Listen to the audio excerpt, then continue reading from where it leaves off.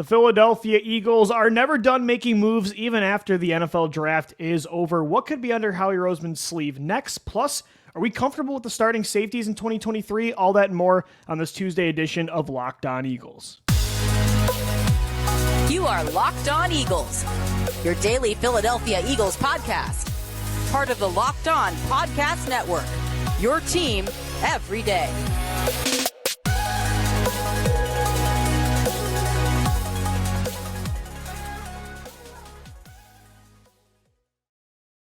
Thank you so much for making Locked On Eagles your first listen each and every day. Welcome in, Eagles fans, to a Tuesday edition of Locked On Eagles, your only daily Philadelphia Eagles podcast, part of the Locked On Podcast Network, your team every day. Shout out to the everydayers Monday through Friday for making us your first listen. I'm Louis DiBiase, alongside, as always, my co-host Gino Camilleri. It's May 23rd, and we're going to continue to talk birds here. I know right now it's the dead zone of the offseason, but I wouldn't even really call it that anymore because, the Philadelphia Eagles are always making moves, and they've made a lot of big moves around this time of year over the last, I would say, since Howie became GM again in 2016. So on the show, we'll discuss later on some moves that could still come.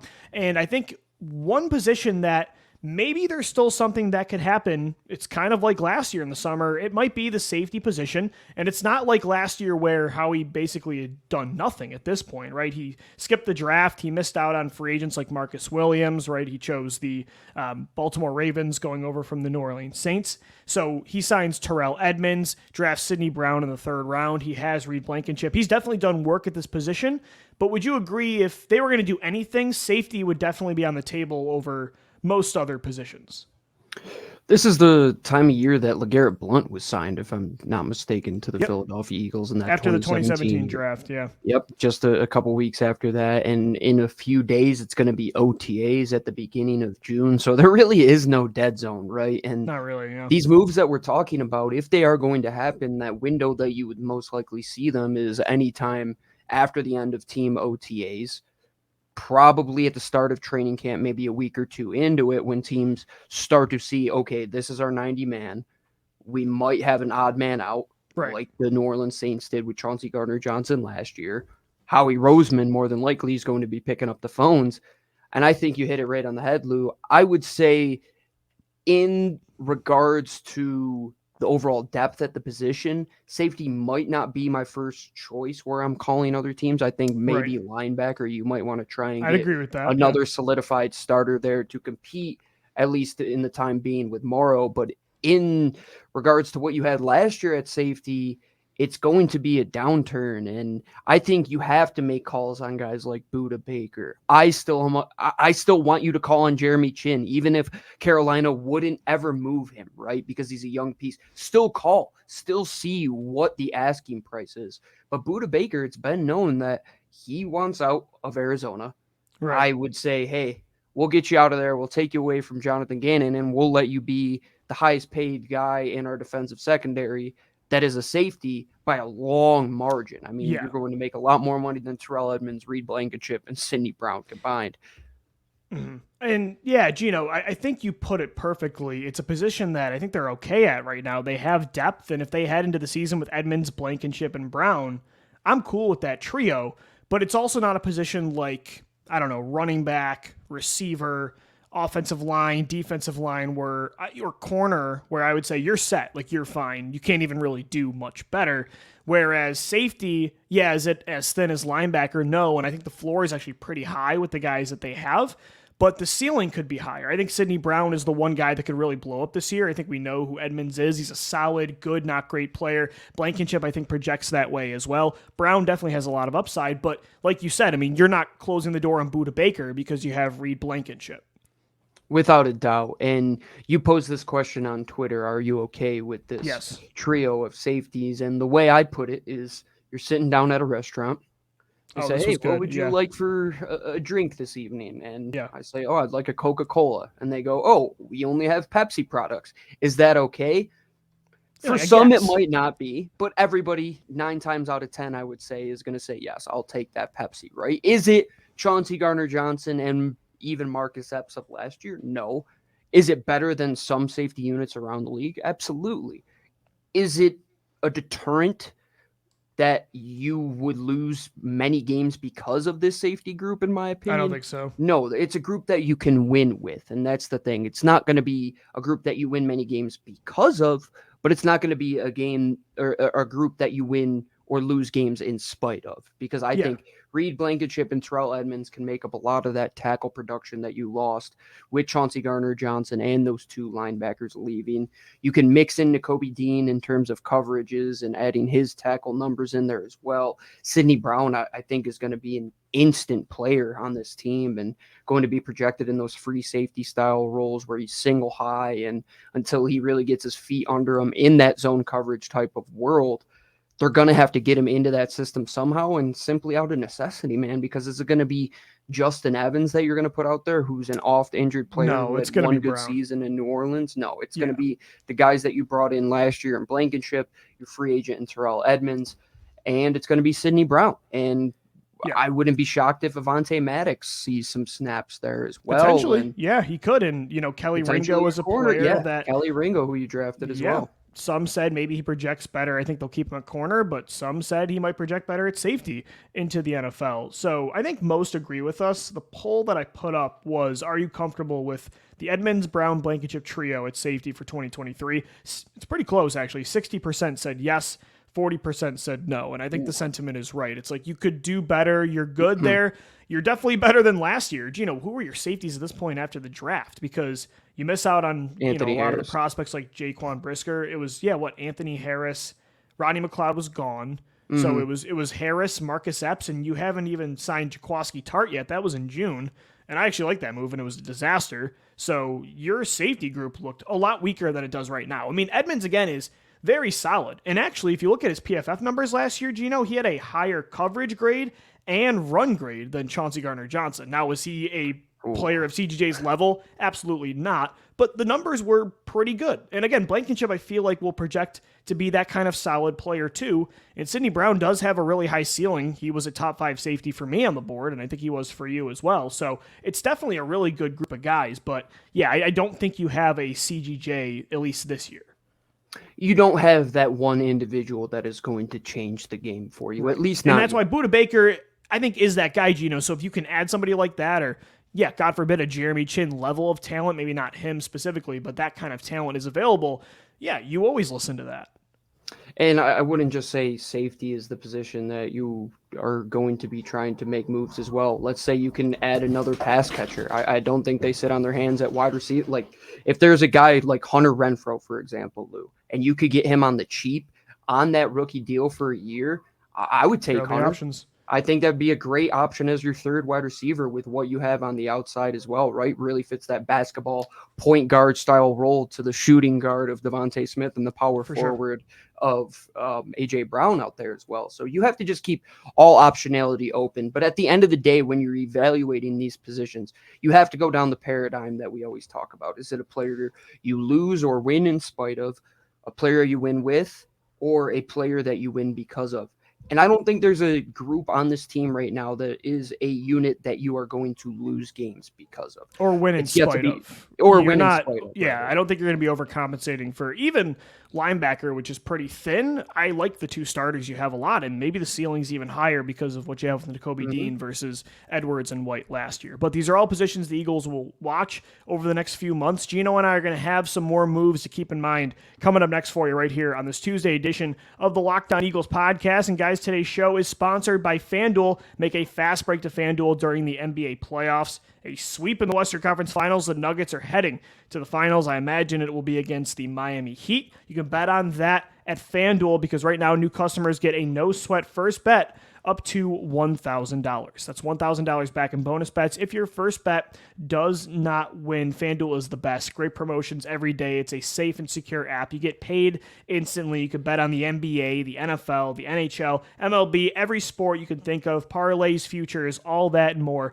There's no better place to bet all the playoff action than America's #1 sportsbook. Visit FanDuel.com/lockedon and get a no-sweat first bet up to $1,000. It's FanDuel.com/lockedon. FanDuel, the official sports betting partner of the NBA and the Locked On Podcast Network. All right, Eagles fans, we are continuing on this Tuesday edition of Locked On Eagles. Shout out to the Everydayers, Monday through Friday, for making us your first listen of the day. I'm Louis DiBiase alongside my co-host, Gino Camilleri, and today we're discussing what moves could be coming next from general manager Howie Roseman, because over the last 6-7 years, Gino, after the draft, Howie has not sat on his hands. They have made a lot of trades, free agent moves, and they've been very impactful on some deep playoff runs. And we'll kind of take a trip down memory lane with some of those best moves he's made in the summer to wrap up the show. But I want to talk more about right now. We mentioned safety in segment 1. That was the highlighted position. But you mentioned receiver at the end, talking about maybe somebody like Hunter Renfrow. We mentioned safety, the linebacker position. There are some spots that Howie can still add some talent, and I actually think there are some good options out there. And a lot of them, ironically, all come from one team. At least for me, I'm highlighting what's a team that has some young talent, but at the same time are rebuilding and might be open-minded to trading guys normally they wouldn't.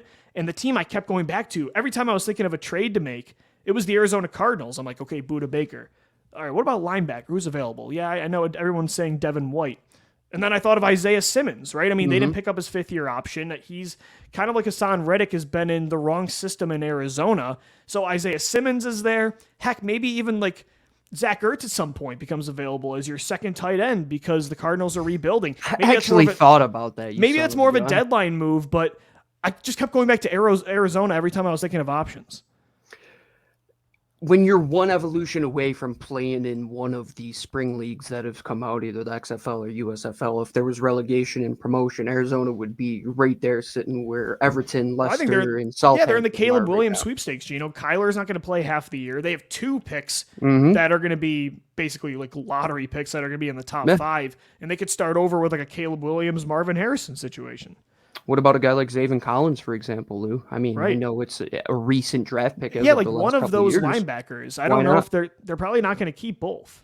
Neither one have met the ceiling. I loved both coming out, but neither have met that ceiling.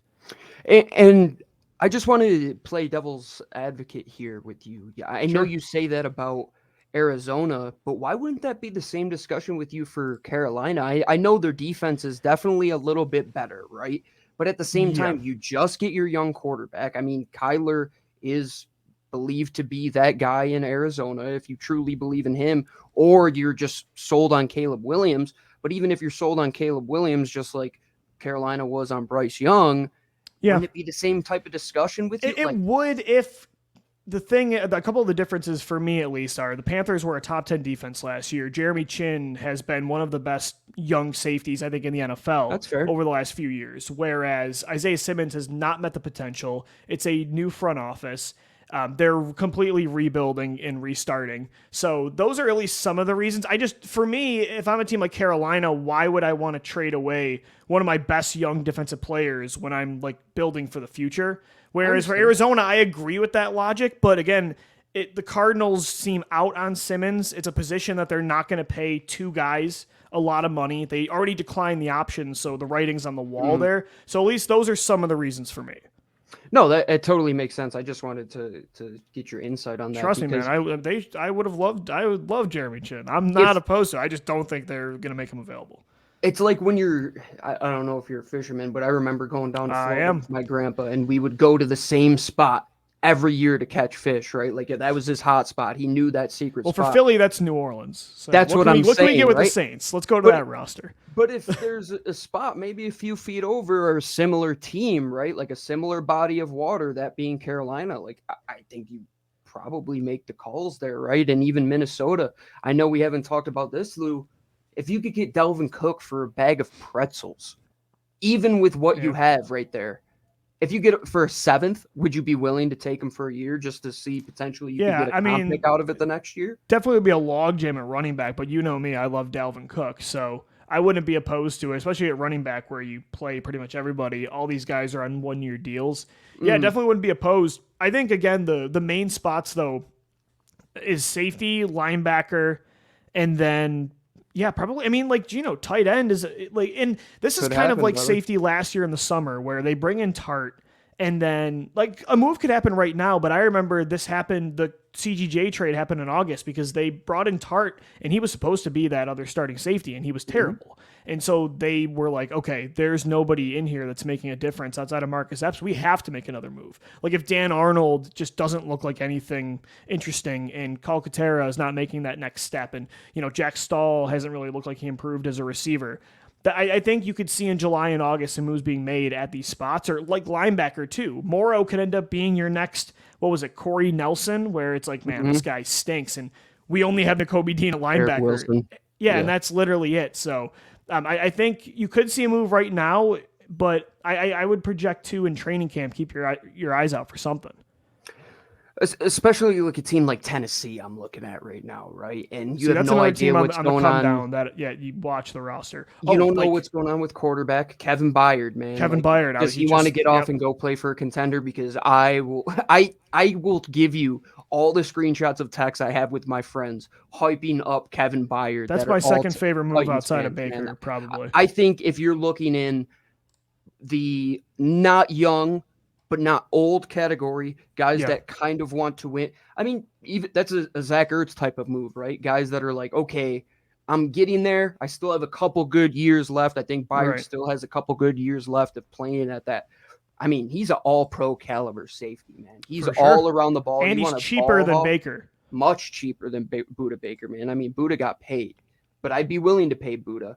But I would be willing to pay any good player. And I think Byard, if you're going to go that safety route, is a great idea. And the idea of the Devin Whites of the world never made much sense, right? Yeah, and I don't love it. There's the high-end edge rushers, but the Eagles don't get kind of sucked into those big-time moves that are going to cost you more, and the Khalil Mack type of moves where you're mortgaging your future for a guy who he could be a player that you win because of, or he could just be a guy who's on your team, right? And the Eagles are going to look at that and say, does Kevin Byard want to get out of Tennessee? Does Arizona want to get out of, or does Budda Baker want to get out of Arizona as well as everybody else on the face of the planet, right? And I mean, there's a couple other AFC teams I would look at. Houston, I mean, they've signed a lot of free agents this year around the deadline. If they're just downhill, I mean, you got to be calling on guys like that. Like Desmond King is still sitting around in Houston making good time plays at that nickel overhang safety position. So it sets up well with our discussion yesterday where guys want to come and play with Jalen Hurts. If the Eagles call and they say, hey, talk to your agent, we have this opportunity to move you, and they're like, where is it? And they say Philadelphia, you bet eyebrows are perking up and saying, okay, let's try to expedite this thing. Like the Olamide Zacchaeus move, right? When they called OZ's agent and he said, Philadelphia wants to sign you, he said, all right, let's pick up the pace on this thing and let's get moving here because guys want to come here. And I know some have suggested receiver. I'm good, though. I mean, I like Quez and Zacchaeus as the 3 and 4. You might trade Quez away. Yeah, and then if you want to bring in a Hunter Renfrow, like you said, again, that's not a position at wide receiver 3 that I'm closing the door on any sort of upgrade. Like the defensive line, I think they're good. I don't think they need to add really anything right now, right? There's certain positions that you don't need to add anything. And then there's some that I would definitely want to add somebody. Like linebacker is a position I would really like to get somebody in there. I actually like Sean Bradley and think he could be ready for that LB3 role, Gino, but I don't know. I mean, do you want to really just bank on Morrow and Dean all year, even with how less important this position is versus others? Not so sure, but definitely got to keep an eye out for everything because nobody works the phones more in the NFL than the Philadelphia Eagles, and that's been the case throughout really the most of the past decade with Howie as GM. Gino, coming up next, we're actually going to talk about the best moves Howie has made after the draft since 2016. All that and more on this Tuesday edition of the Locked On Eagles podcast.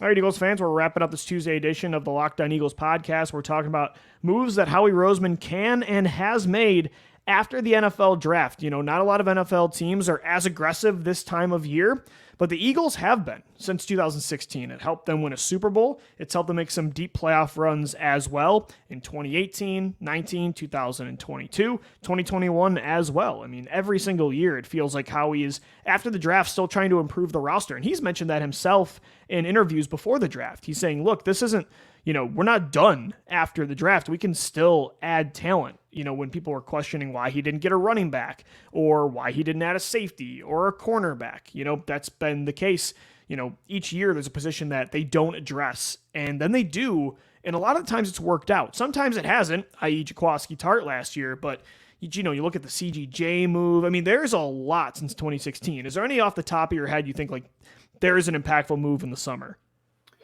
Well, I did report Corey Graham re-signing after the Super Bowl year, the only break I ever had. The most impactful player if we're talking about summer signings. I'm just kidding. I'm totally kidding. I think the LeGarrette Blount one is one of those ones where it's got to be top 3, I think. Yeah, for sure. You just sit there and say, this guy was sitting in the DVD bargain section, right? And you just picked him up and he became one of your all-time greats on a Super Bowl team, right? Arguably one of the one-hit wonders in Eagles history that people will always love. One of the as best, much as dude. He was playing for the Death Star and the Patriots forever, he comes to Philly and he helps you win a Super Bowl. I think that's a pretty he was Darth Vader. He brought balance to the Force, throwing Sidious down the tube.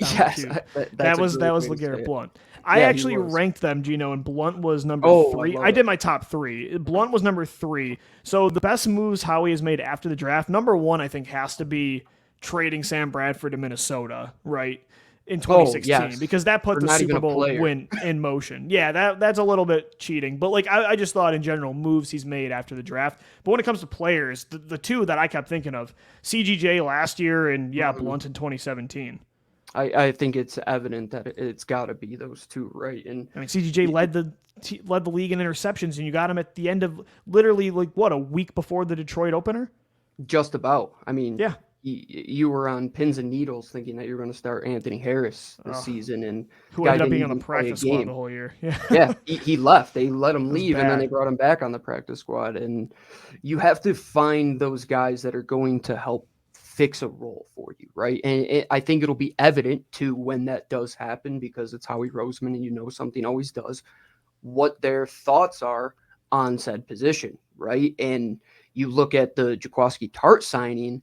They sign him, and then they're not really in love with this guy. And you're saying, you think he's going to start, and then they make another move, and you're like, okay, they truly didn't. Sometimes you learn, what they had there. Sometimes you're just not truly going to know until it's not on paper anymore, and you see them on the field, how they're grasping the playbook, what they look like in camp compared to other players, what they look like in the preseason. That's a huge part of this. And sometimes that evaluation is wrong, i.e. LJ Fort, but that's a huge part of this. That's why I'm saying not only keep an eye out right now for moves that Howie could make, but like in July in training camp and during roster cutdowns, they're going to always look to explore and upgrade elsewhere for sure. I mean, you have to learn who these guys are on the field. I always go back to the one quote when Shelton Gibson was drafted and he comes back to training camp, and Howie walks out there, the wide receiver coach looks at him and says, this guy can't catch. Like, you don't know what you don't know until you see it on the field. And right, man. That's what a lot of this time is. We always talk about this as the time of hope. Well, you're hoping these guys come out here and look as explosive as Nolan Smith and Jalen Carter have. But on the other end of it, Lou, you get the guys like the Mike Wallace signings of the world, right? Where it's... Or Ruben Randall. Or Ruben Randall, Lou. Oh, my. Do you remember that wide receiver room? Trying not to, but yes.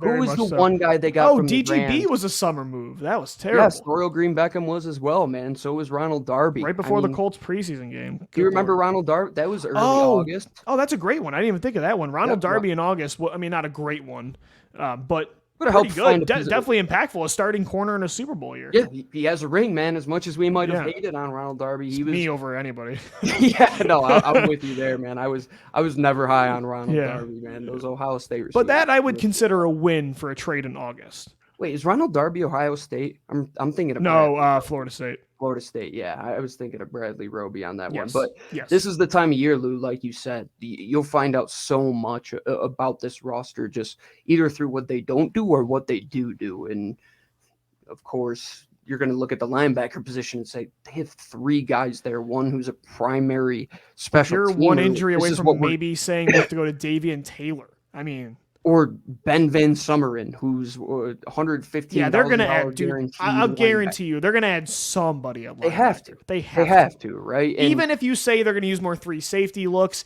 even if you say they're going to use Nolan Smith and Hassan Reddick together in these hybrid roles, no matter what, you still got to get some more guys at that spot. You know what this reminds me of? Do you remember 2017 after the Super Bowl year, so in 2018, Yeah. when everybody's like, okay, it might have been 2019. I think it was 2018, but Tevin Coleman was that name that everybody wanted at the running back position, Oh my right? God, yeah. And then It was him and Kenyon Drake. Yes, him and Kenyon Drake, and they signed neither of them, and they're like, oh, we have no chance to get anybody. Then they end up and going and get Miles Sanders. They get Jordan Howard as well. Things tend to work out okay with Howie Roseman, who is patient because he will be that guy that buys low and sells high. Look at the Chauncey Gardner-Johnson move, right? When everybody else is like, extend, this guy wants $14 million a year, whatever the number was at the time. Howie Roseman's like, here's a 5th and 6th round pick, and we can get this guy in here and hopefully help win us a Super Bowl. And I think moves like that, maybe not to the 3-way trade of a Ronald Darby with Sammy Watkins and Jordan Matthews, but maybe something that you might not expect. It might not be a trade. A lot of the time, it's not what you expect. You know, CDJ was not on my radar last year at all when they traded for him. So that's the cool thing. Like how he has his job and we have a lot of the times there's holes, like you mentioned, at running back and at safety, linebacker this year, where I'm saying, where is that guy coming from? Because I'm going through my head and I can't think of where the solution is. And then suddenly Howie thinks of something else. So, everything's on the table. Without a doubt. And this is the Howie Roseman season extension window right now that everybody else is sitting on their hands going on vacation. You know he's itching to make a move at some point, and it's going to come. OTAs are going to be here in just a week or so. After that, we're about a month away from training camp, and once training camp opens up, that's when the floodgates open up as well for Howie season 3.0. We'll continue to preview it right here on the Locked On Eagles podcast. 3 more shows for you this week, Monday through Friday. We're your only daily Philadelphia Eagles podcast. Shout out to the everydayers for making us your first listen of the day. Part of the Locked On Podcast Network, your team every single day. I'm Louis DiBiase alongside my co-host, Gino Camilleri. You can talk to us on Twitter after the show at LockedOnBirds, at GC24_football, and at DiBiaseLOE. For Gino Camilleri, I'm Lou DiBiase signing off. We'll see you tomorrow. As always, thank you for downloading. Thank you for watching and listening, and let's go Birds. Fly, Eagles, fly.